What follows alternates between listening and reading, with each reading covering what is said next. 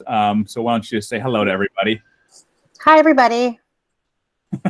And Gloria is going to be kind of the moderator of our town hall this evening. Yeah. And so if there are questions and response in the chat, she may be able to answer some of those as we go. And she'll also be providing some links and important documents in our chat as well as we discuss some of our school updates. And so that when we have a larger group of families, we find that's generally the best way to communicate is by using the chat.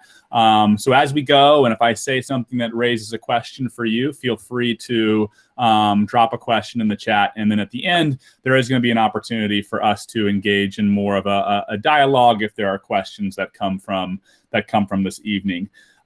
So first, just want to say welcome and thank you. I know for a lot of us, the virtual learning has been extremely challenging. So I want to thank all of the parents for the support that you've provided this year so far and really helping guide your student in what is a very new and often challenging time to do school from home and from behind a computer screen. So I just want to say thank you. I also wanted to acknowledge that we have some staff on the call too, representing different grade levels and content areas in our school. And so if you have questions, I would encourage our staff, if you're able to respond to.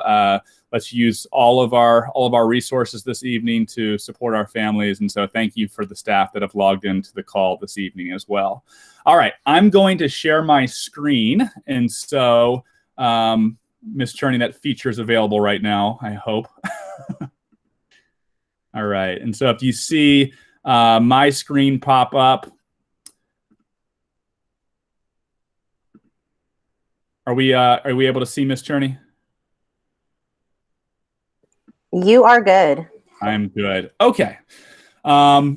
So I'm going to be using this to kind of guide our conversation this evening. I did want to start by previewing something that we do daily with our students too, which is in the mornings, your children log in. We have a community meeting, and a lot of that time is used to check in to see how everyone is doing. And so I'm not going to ask you to respond verbally to these questions, but I wanted to share what we do with children as they come in each day to check in on how socially and emotionally our students are feeling. And so these are a series of questions that we use in our community meetings to prompt our students. And I would encourage you, I'm just going to read them out loud just to think about how these are sitting with you in this moment. And so one of the questions we ask frequently is, how are you feeling today?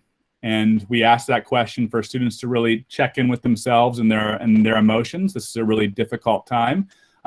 So I'm sure it is for our families as well. And so one of the questions we like to ask is, how are you feeling? What is something you're looking forward to today or this evening? What is something you're not looking forward to today? Is there anything you would like the class to know or this group of community members? And finally, is there anything you need help with? And so these are questions that we use to start our days and hopefully get our students more centered and focused and ready to learn. And with thinking about the time of year that we're in, I wanted to first provide an update that you may have heard from the School District of Philadelphia, which is that we are now have received information that gives us a more clear understanding of what our path looks like moving forward. And so the school district shared that students at Baldy and students that are in the middle grades are going to remain virtual until at least February. If you have students that are in K through 2, I'm sure you've been in communication with your elementary schools, as the plan as it stands right now is for students to return to hybrid instruction at the end of November. Middle years are not returning until we receive further information from the School District of Philadelphia. And I understand that's can be is upsetting for a lot of our students, a lot of our families. We know that students learn best when we are in person, but we also know that we're still having to manage safety concerns to make sure that it is healthy and safe for students to return back to the classroom. So while disappointing, I think it's an opportunity for us as a school and as a community to think about these next several months and what we can focus on and how we can continue to improve the program that we're currently offering at the school. And so I'm excited to share some of that this evening about, we've had 6 weeks of virtual instruction, and we've learned a lot during this virtual instruction. And I think that we have an idea about how we want to improve our program and really how we want to continue to partner with our families to improve that program too. So that's the latest update is we know that Baldy students will remain virtual until at least the end of January, which is 2 full marking periods of virtual instruction. And we are continuing to improve our virtual programming to make sure that we're preparing our students for high school and beyond. And with that is some new information that I want to make sure families are aware of, which is we are at the halfway point of the first marking period, which means that interim report cards would be available if we were in person. And so for families, all interim report cards are going to be online this year. We've included some information about how to access those through the parent portal, and students can actually access those in their student portal as well. Something to note within the interim report card window is if you see the letter M next to a student assignment, that means that that assignment is missing. And it's really important to, when you are checking in on student grades, to make note of what assignments are missing, because as we get closer to the end of the marking period, those M's will turn into, those missing assignments will turn into missing graded assignments. And a score of a 55 will replace the M, and that could really lower a student's grade. And so as you're going through the interim grades, make sure you're making note of if your student is missing any assignments, because that could affect their overall grade as we get closer to the end of the marking period, which is November 17th. So November 17th is when we are closing out our first quarter marking period at Baldy and across the school district. So the ask of you, and I kind of went over this, is continue to support monitoring your students' performance in school. Make a note of those missing assignments. We're going to keep makeup assignments open for our students all the way up until the end of that first marking period window closes. And a theme you'll be hearing is continuing to communicate with our school staff and with our teachers if your student or your family is having trouble making up or completing any of the assigned work. So that's important to remember about grade. Also, keep in mind that we've received guidance around assessment for students. And we'll talk about cameras tonight, because as we continue to move our virtual program forward, we want to provide our families updates about student cameras and engagement in class lessons. But keep in mind that during assessments or testing, students should have their cameras on.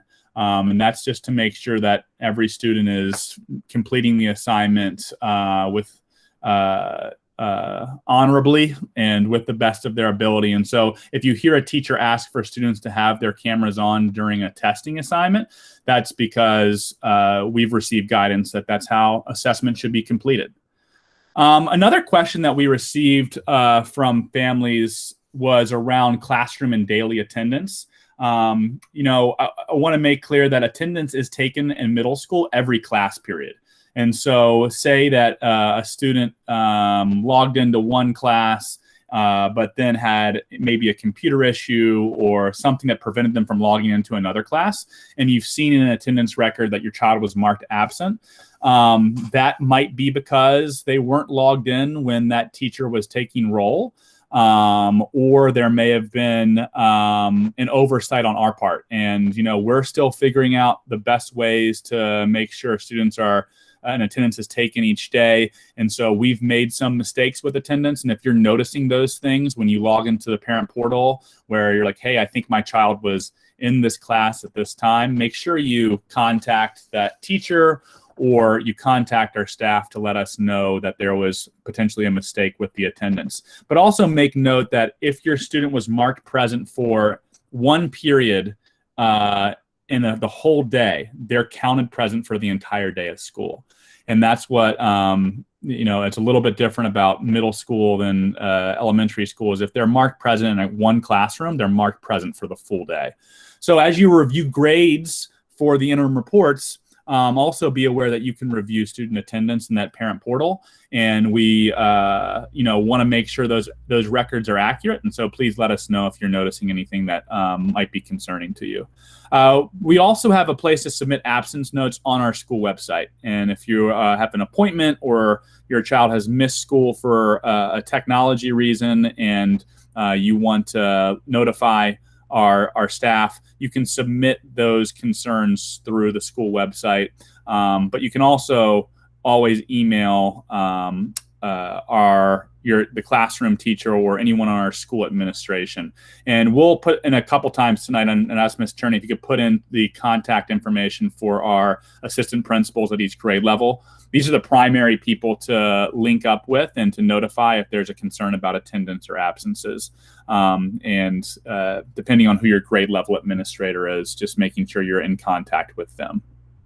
Another question we got was about elective clubs. So we have started to hold elective club meetings. This is for students to, in the middle of their day, have an opportunity to participate in some fun social activities around our school.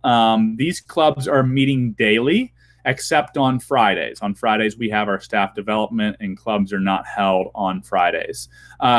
So if you're interested in, say your student is wanting to have more opportunities to meet up with peers and talk about art or cooking or sports, you can find a menu of those options of clubs on our school website. And each day that our school meets means there are different clubs that are meeting. So not every club meets every day, which is why it's important to check out the club menu. See what day on the calendar it is for us. So if it's a day 1, 2, 3, all the way through day 6, and then you'll see the options that students have to join for that day. And we're really excited about this opportunity because we think it's an opportunity to give students a chance to connect with their peers in a less structured environment, to hopefully do something exciting. I have a couple pictures up of our cooking club, which has been meeting and preparing meals together. So hopefully no one's been surprised to see their child at the stove during the middle of the day. We're not encouraging that, but we are wanting our students to have experiences outside the traditional classroom setting, and clubs provide that opportunity for your kiddos. And so please check that out. That information is also available on our website, and I believe Ms. Cherney will drop some information in the chat. If it's the first time you're hearing about it, take some time to review with your student what the club options are, and hopefully we'll see some more students logged in. So one of the main reasons I wanted to connect with families tonight is to talk about the pathway forward. And while we are disappointed that we're not moving back into a hybrid model or seeing our students in person, we understand that it's best to make sure everyone is safe in this moment. And we also now know that for the next 3 months, we need to make sure that our virtual instruction is as best it can be. And what we know as a school is the best way for students to learn is to engage with their classmates and with their teacher. And over the course of these first months of school, we've been able to jump into classrooms, observe teacher practice, observe students in action. I've also had the chance to meet with student council and to meet with our advisory council, so our parents that are providing feedback to our school. And something that they're bringing up frequently is that in some classroom spaces, students often have their cameras off and their mics off. And that means that the classroom environment doesn't feel like it would in person. And I'm not suggesting that we can recreate what school looks like when we are sitting at a desk and we're next to our classmates. But I think now that we know we're going to be doing this until February, it is our responsibility to get as close to that as we can. And so what we're encouraging our students to do is as often as possible to turn those cameras on, to turn their microphones on, and to really be present for the live instruction during the day. And we also understand that that's not always possible. There can be a dog in the background that's barking, or there can be a sibling that's that a student is helping to supervise or monitor. But as often as we can during those 60-minute live instructional blocks, we feel that we have to do a better job of having students engaged in learning on a regular basis. And part of that responsibility is, and I've mentioned this before, Baldy right now is one of the best middle schools in Philadelphia. And we feel what's going to keep standing us apart as being that best middle school in Philadelphia is if our virtual learning is the best in Philadelphia. And when we go into classrooms, something that I think we can improve on as a school with our students and with our families is making sure that students are showing up and participating in lessons more often. And the best way to do that is for time periods in lessons to turn those cameras on, to unmute yourselves, and to contribute to the classroom environment. Something that I've heard from students and families is, my child's really shy on the computer, or I'm not comfortable showing my face all the time. And I don't think we're not asking for students to keep their cameras on for the entire lesson. But what we are asking is that in each daily lesson, there are opportunities for students to communicate with the teacher and to communicate with their peers. That's been a priority that we've made as an instructional best practice. Make sure that there are times where students can talk to each other and then they can talk to the teacher. And what we're noticing is students are still reluctant to do that. And so what we as a school want to do is push our kids to make sure that they are present and that they're participating in lessons both visually and with their audio more often. So part of this we know is connected to giving the students the skills they need to go to high school and beyond. And there are going to be times where there are opportunities for students to continue to engage in learning and online. And a best practice is to make sure that you're present for those time periods. And so we're calling this the Baldy Level Up. We want to make sure we want to take our virtual learning to that next level so we can continue to be the best school in Philadelphia, and we have the best virtual instructional program in Philadelphia too. So here's the ask of families. If you haven't already, think about what the expectations are for attending school virtually in your household. And we had some focus groups of parents where people have given us feedback around what they're doing in their home to make sure that their students are prepared and ready for school each day. So here's some things that we would suggest doing. A lot of you might already be doing this at home. I think baseline, have students students should not be wearing their pajamas to school every day. And what we've noticed is one of the barriers for students wanting to show their faces and their rooms or wherever they're working online is sometimes that they've either just gotten up and they're logging into school and they're not quite ready, or maybe they feel like they can go into a different room in the household and they might not have the same somebody setting the expectations of what it should look like each day at school. And so we're suggesting to set up a dress code for our students when they're logging in. We also want to think about where students are attending school from. And again, all of this is with the understanding that depending on the household and the circumstances, some of this can be really difficult to do. So these are suggestions. Thinking about where students are working from. If a student is working on a bed each day or is not able to sit up at a desk, that might be something that's preventing that student from being able to fully engage in that lesson. We also, while we can't as a school mandate that cameras are on each day, we can't say every student has to have their cameras on. You all at home can. If that's an expectation that students are, when they have live instruction that their cameras are on, you could set that as a household expectation. So when we're in school, cameras are on. And that might help encourage students to be more engaged in those lessons each day. I'm saying engaged a lot because I think that right now is what's holding us back a little bit from getting to that next level. Setting up time for working on homework or working on other classworks outside of that regular school day. That's a suggestion that some families have brought to us, of just having that structure of when we're expected to be online, when we're expected to close the computer down and open a book, or to do a different activity around the household. So setting that structured routine is very important too, and just thinking about how to use the flex and elective time. So these are all suggestions. I'm sure many of you are already doing these in your households now. But what we've noticed is if we're going to do this well for the next couple months, setting some structure for what it looks like and sounds like in the household is really important too. We also are going to ask teachers in the coming weeks to really encourage students more than we have the start of the year to have their cameras on. And if a student's not able to turn their camera on in a lesson, we would really hope that the family or student can communicate why they're not able to do it. And so maybe it is a barrier like looking after a sibling, or making sure that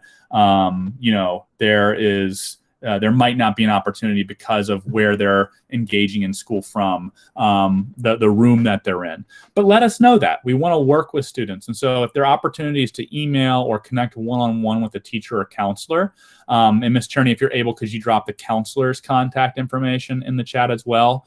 And if you're watching this video online later, know that this information is on our school website too. Please connect with those folks and let us know what's holding the student back from turning the camera on during the classroom. So that's the big push. We're going to be doing this for several months. We want to make sure that we are giving the best program that we can as a school, and we really feel that the partnership between home and family is going to help support a stronger academic program at Baldy. I wanted to see if there were some questions that came up in the chat while I was presenting, or if there were some topics, Ms. Cherney, that you noticed from the Google submissions that we should address from families too.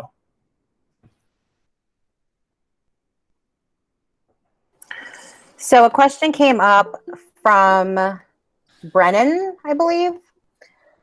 Just received a message that all students grades 6 through 8 will not be returning until February. Does that include your autism children and special ed children? It's a great question. So students with complex needs, and that's how the school district is defining students that are in our autistic support classrooms or receiving special education services, may be invited back earlier than the rest of the school. The timeline would be January. And so regardless, it wouldn't be until January before students with complex needs would be coming back into the building. And what's been shared with me, and by the way, because I get this question a lot, Mr. Hofstetter, I'm not the one determining when we open school. That is a school district decision. So when the school district gives the clearance for certain buildings to open, they're looking at the safety issues that might exist in that school building, the number of students that are in the school building before giving the green light to reopen. And so students with complex needs would return to school before the larger group of students returns to school. That's a great question.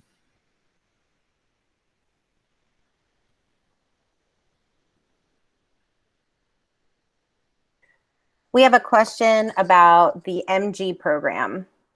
Will there be an MG program?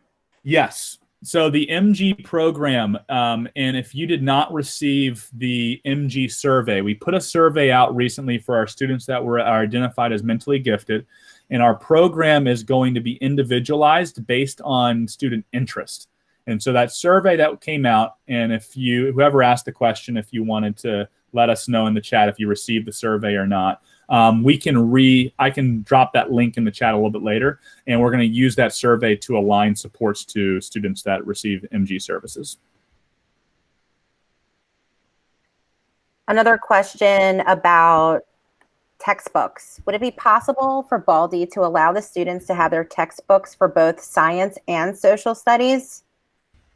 Yeah, and because we received the information, we were expecting there would be a hybrid model by the end of November.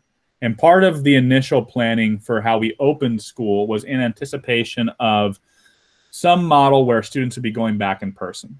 Now that we know we're not returning until January, we need to be thoughtful about the materials that students have received so far.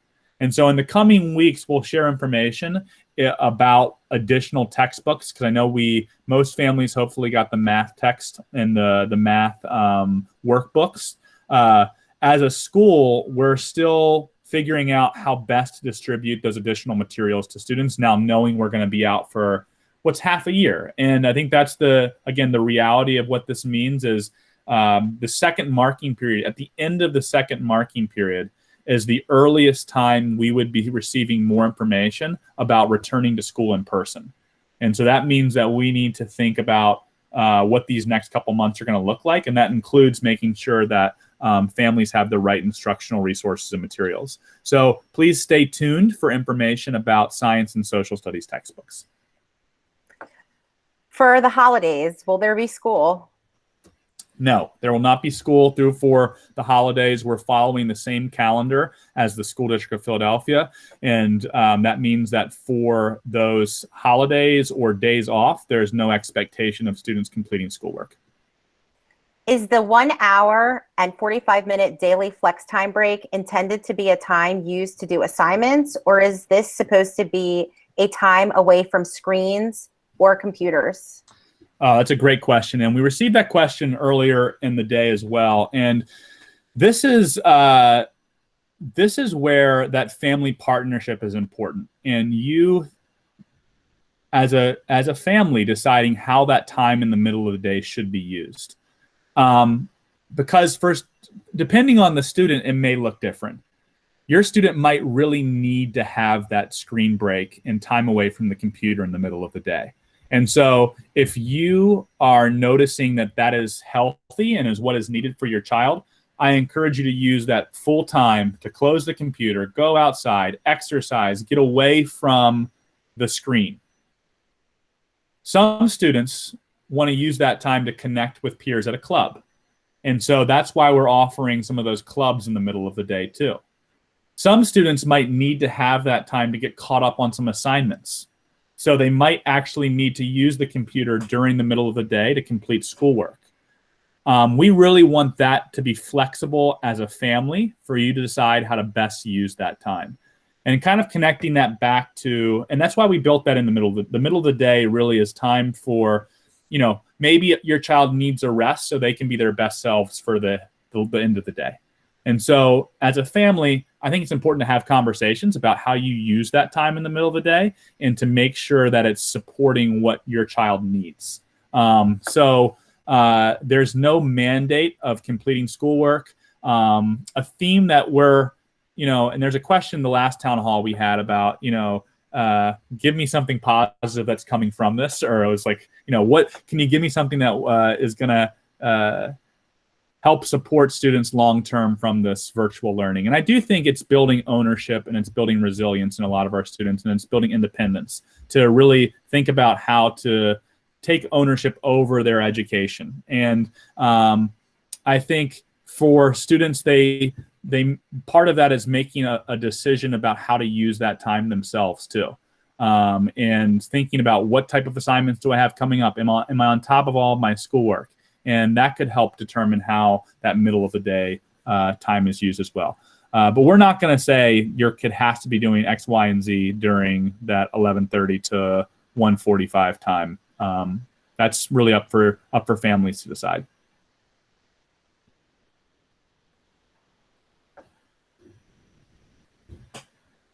Okay, I don't see any more questions, but the last question I do want to ask is, Over the summer, there were concerns mentioned about proper ventilation in schools in our district. How are these problems being rectified, as proper ventilation is key when preventing the spread of illness? Yeah, that's a really great question, and part of the work that's happening at Baldy right now is for a complete assessment of our ventilation system, and we have folks working daily on what, because we're one of the only schools in Philadelphia that has a central air conditioning system in our school, which is great for sometimes, but there is a lot of concern now because how air transfers and moves through the building is really important during these times. And so there's a complete assessment that's going on, and one of the reasons that the school district is phasing students back in is to make sure buildings are safe. And so if you want to check out the school district website, there's a dashboard that they have that is going over the readiness of schools to return for to have students come back into buildings. And I believe you can click on Baldy and you can get some information about our school and where we stand in that process. I will say there's work that's happening in our school building to prepare for a return for students. And that work is going to continue from now until January, February, when there's going to be more information about what a return to school in person may look like. Okay, one more question just trickled in. Dominique is asking, will there be spring sports?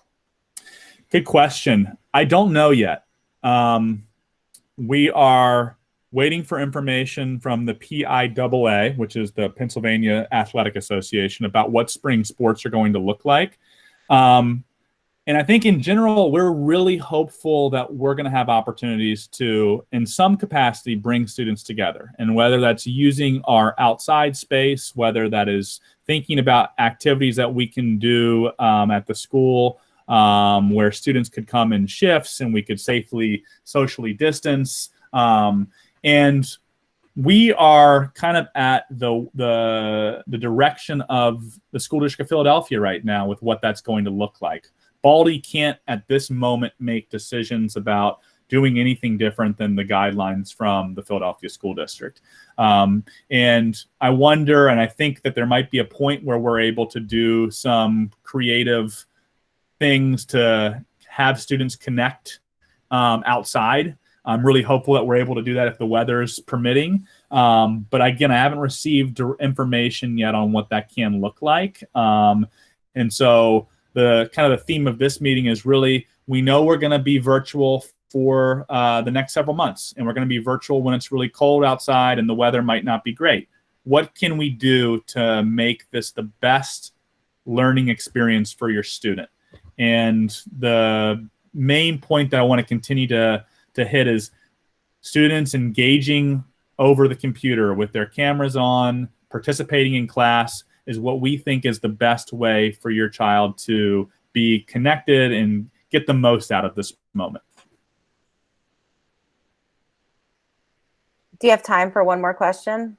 Yes, we have plenty of time. And if you all have more questions, please, use the chat, and maybe we can, if you want to ask, you can raise your hand. If you notice, there's a little function at the bottom of the screen that says raise your hand or raise hand. So if you wanted to ask a question, you could raise a hand and ask a question. The rest of the time in this meeting is really an opportunity for us to talk as a community. Due to unavailable circumstances, if the student cannot attend the class, can the students have an access to the recording of these sessions? Yes. Or are they talking about a classroom? Like Also, if a student... Are you talking about in the classroom? Or for this?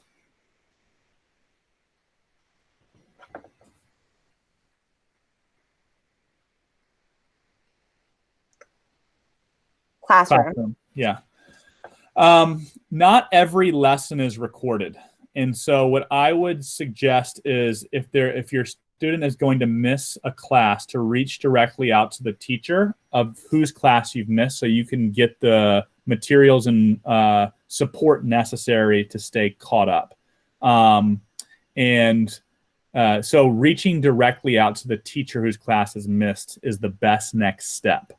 I also want to, we have at Baldy, as we know, a really diverse community, and I wanted to mention this earlier, of cultures and language. And if you're a family where English is not your first language and you are on this call and you have questions, please reach out to any of the emails and we can link you up with translation, interpretation services for your family too.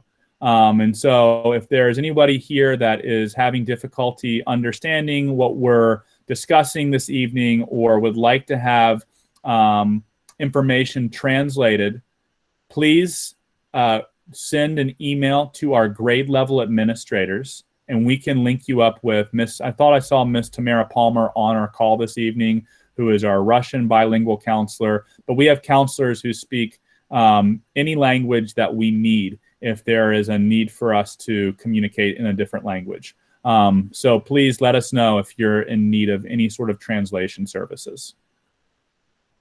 Interpretation services, I'm sorry. You're welcome. If there are any more, are there any more questions coming through, Ms. Cherney? Jessica saying, my student is having an issue with async class days and the student check-in forms. Every time she does it, it is not submitting through to the teacher. Teacher did reach out to me today to verify if she was in this time. But going forward, how do we rectify this? Because several times she has been marked absent when she did the check-in. That's a great question. I know we haven't gotten the async classes perfect yet, or there have been some challenges taking attendance in those asynchronous spaces. I would encourage whatever grade level your child's in, if you've noticed they've been marked absent, to include the grade level administrator and the teacher whose class they've been marked absent from on a message. And a lot of our communication is via email right now. So I would first suggest email, but also know if you call 215-400-3090, you'll be able to speak with our school secretaries and school staff too.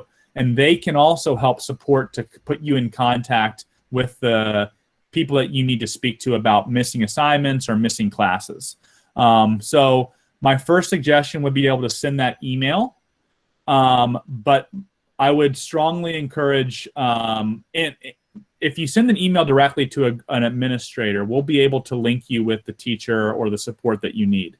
If you would rather call the school, know that the secretary is then going to link you to a grade level administrator and the teacher that you're going to need. And so there are a couple ways to do that, but I think the next step is to figure out what's happening in that classroom and why that assignment's not going through.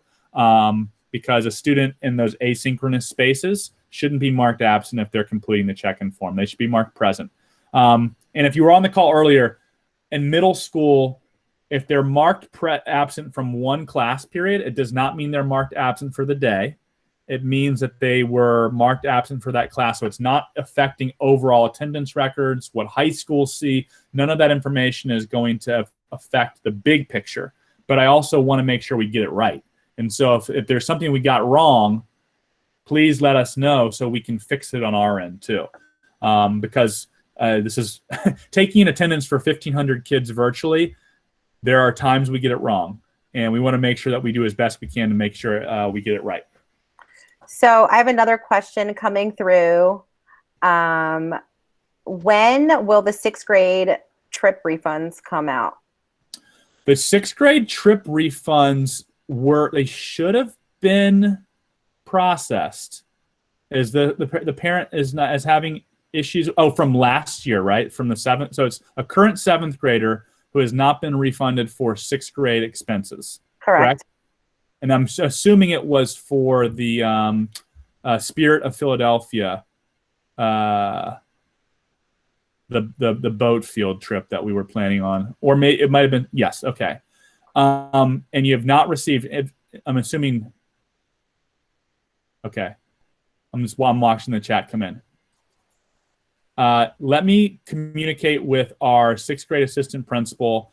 We had some difficulties because the refunds had to be processed through school and no staff were allowed into the school buildings. I thought we had that figured out and that there were refund checks that were going to be mailed out. But let me get back to our 7th grade families looking for the refund check and see if I can get some more information for you all about what's happening with that. Alan asks, what are we going to do about 7th grade moving into high school apps? A great question. The high school process is underway for our current 8th graders. They are using all the information that they have on students as it stands to make their determinations. And so 8th graders are going through that high school selection process now. 7th grade, the best thing I can say to do is to engage in school. Come every day. Finish the projects, the assignments that you're given in 7th grade. Make sure that you're taking our assessments and screeners seriously. We just administered our STAR test, which is our universal screening assessment that helps us plan instruction for our students based on where they are right now in their learning. And we want to make sure we have the most accurate information that we can have to plan for each student in our school. And so if you're a 7th grade family and you're thinking about the high school process, the way it's been set up this year is that they are taking into consideration, and it's, I think in a lot of ways, it's more holistic than it's been in the past, which means they're not just looking at PSSA scores. A lot of the special admit schools in the past, that was one of their sole metrics for determining if your child met the criteria to go to the school. And what's been reassuring in talking with high school principals is that in order to be fair, they have to look at grades, they have to look at attendance, they have to read the essays that students are submitting more carefully. They have to get a bigger picture than just a test score because the test scores aren't updated from last year's information.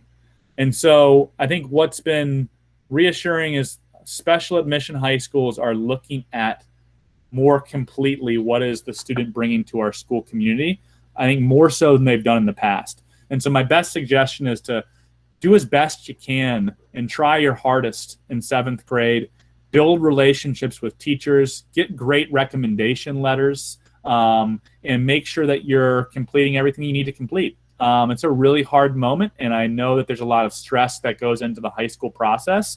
At Baldy, we are really pushing for our students to give their best effort this year so we can support them through that process. We had a couple weeks ago, we had every major high school in Philadelphia come and present virtually to our families. I hope there were some 8th grade parents and families that were able to be part of that. We have really strong relationships with our high schools, and we want to make sure that we are providing every Baldy student an opportunity to go to the high school of their choice. And that means, in this virtual space, continuing to try as hard as you can to complete all your assignments and get all your schoolwork done. There's a couple of questions coming in about the chat features in Google Meet and Google Classroom. So Rachel says, some teachers seem to have turned off the ability to comment or ask questions through Google Classroom. As there are very many things due daily, the inability to clarify things has been an added stressor to my kids. Is there a school directive on teachers' availability response time? Great question. And that's part of the balance that is so difficult in these virtual spaces, is that there are times where a teacher's in a lesson and the chat is full of wonderful responses from students, and sometimes that function does not serve to provide the best space for learning, and so that's disabled. And students who have the best of intentions might not be able to ask the questions that they need addressed. We've strongly encouraged our teachers to communicate with parents through Class Dojo, email, and phone. And so if you are not able to get a response that you would like from, or in a timely manner from a teacher in one of those areas, and this is, you're not getting people in trouble. This is part of how we have to build the best communication with our families and with our teachers, is to include a grade level administrator on that message. And so earlier in this town hall, we shared all of those email addresses. If your child's in 6th grade, you're including Melissa Bragg. If your child's in 7th grade, you're including Assistant Principal Dan Minna. If your child's in 8th grade, you're including Assistant Principal Jennifer Nuske. And we find that just gives, so listen, our teachers have hundreds of students they're teaching. And it can be a lot to keep up with all of the communication. Each day they're having to go back and forth with many, many parents. And so there are some times where communication isn't as timely or as responsive as we would like it to be. And so by including one of the grade level administrators, you just ensure that there's more eyes on your concern or on your question, and we can help support that teacher then respond to you. And so that's the system that we've built, and it is best to use, if you're sending that direct message to a teacher, it's best to use email. And all of our staff email addresses are on our school website. And maybe we can just drop right in one more time, since we're talking about it, Ms. Cherney, the contact information for each grade level administrator. Another question came from Ray. Will there be any special Google Meet rooms just for tutoring students who don't completely understand their work, or are there any already? Yeah, so there is an opportunity during that elective time. So the middle of the day, there are some opportunities to connect with teachers, and I believe we still have a couple study hall periods set up where there's a staff member who is there who's able to help support with any questions around content areas. So I would, again, check that club menu, see if there's a day, and remember our day schedule doesn't always line up with our calendar. So like a Monday is not always a day one. Check the day schedule, think about which day it is, and then see if there's a club opportunity for you to get that additional academic support.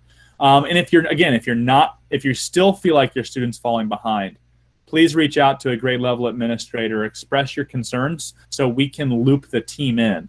And the team means if there's a counselor, if there's an advisory teacher, if you're noticing your kids struggling in math, we can better individualize it. I think one of the big challenges that we have is when we have kids in person and our teachers are able to monitor instruction and walk up and down the rows and see what kids are doing on their assignments and their papers, we know what's happening. Virtually, we're relying on you, and we're relying on assignments that are being turned in from students online. And that's not always, teaching is an art, and our teachers are really good in person of sensing if a kid's struggling, noticing facial expressions and body language and frustrations. We don't have that virtually, which is hard. That's hard for everybody, especially middle school, when students are so expressive verbally and with their body language. And now we're having to kind of piece that puzzle together. And so that communication is so important now. So if you're the one at home and you're noticing your child with their head in their hands when they're doing math and their camera's off, our teachers might not be able to, we might not know that your kid is struggling. And so sending that email and reaching out and letting us know, like, hey, I think, my student is really having a hard time with this new concept in math, helps us then, and that teacher know that we need to help support that student in a different way. And I think that's, for me as the principal of the school, it's so frustrating is, I get to see so many kids in the hallways. I get to go into each lunchroom and I try to get to a feel of, how students are doing in their classes. And I know our teachers do the same thing, and we just can't do that same work virtually. And so we have to rely on other systems of communication and connection. And that's really tough. So don't feel like you're overwhelming us with emails. Don't feel like you're overwhelming us with connection. If your child is struggling right now, we want to help. And we need to know that that's what you're seeing at your kitchen table. That's what you're seeing when the bedroom door is closed and you're not sure if they're, finishing all their assignments. That's why we have counselors. Our counselors are in constant communication with parents. Their days are full of that, and they are really enjoying that work too. So we do have the support to be able to link you up with the help that your student may need. And I think, honestly, as we go on further and the weather gets colder and students can't go outside, and now we're behind a screen and it gets dark at 3:30 in the afternoon, we really have to keep a pulse on how our kids are doing. We really have to think about what they need. And so we're going to rely on you all to be the people who are observing, how your students responding socially and emotionally in real time, and know that we have the capacity to support you with that too. And so you just have to reach out. You have to let us know. We have trained professionals who are ready to help. If we continue the online school, will there be PSSA? I do not know. The plan, as it stands right now, from the state was to administer PSSA this school year.